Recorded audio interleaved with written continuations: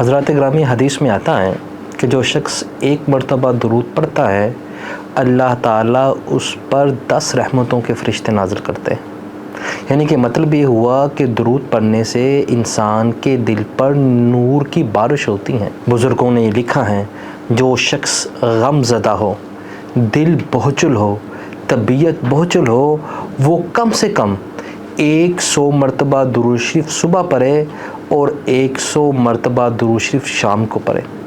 اللہم صلی علی محمد وعلی آل محمد، اللہم صلی علی محمد وعلی آلہ وسلم تسلیما، اللہم صلی علی محمد وعلی آلہ وسلم تسلیما۔